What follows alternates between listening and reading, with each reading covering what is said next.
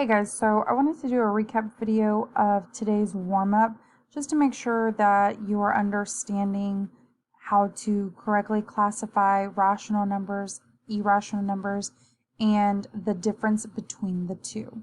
Okay, so the first one, -5/9. Okay, that is in a fraction form. Again, rational numbers are any numbers that can be written in a fraction form or decimal.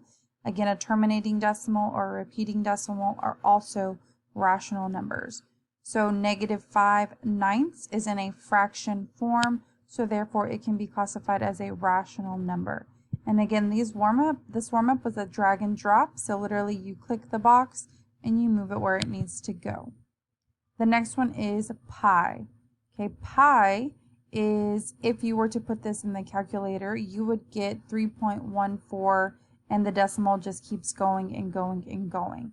Okay, where there's no real pattern to the decimal and it's not repeating. So therefore, since it is a continuous decimal, okay, where it does not repeat, this would be considered a irrational number.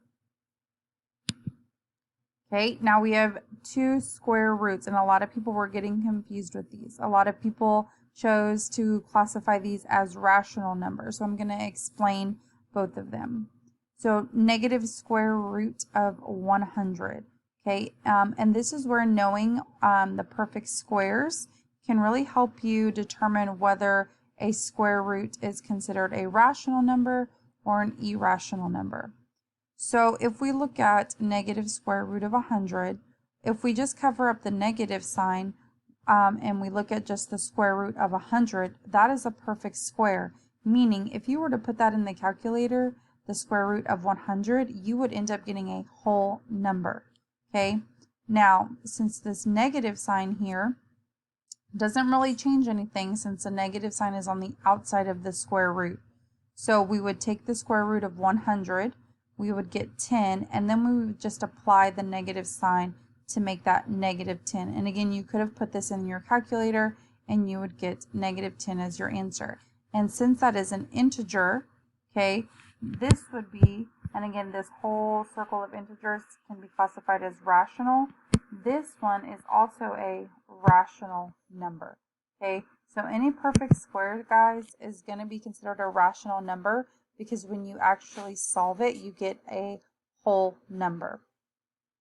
Okay, and the last one, the square root of 25. Again, this is another example of a perfect square, to where if you were to put this in the calculator, you would get the exact amount, which would be 5.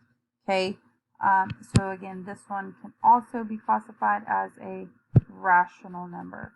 So therefore, the only irrational number in this set was pi.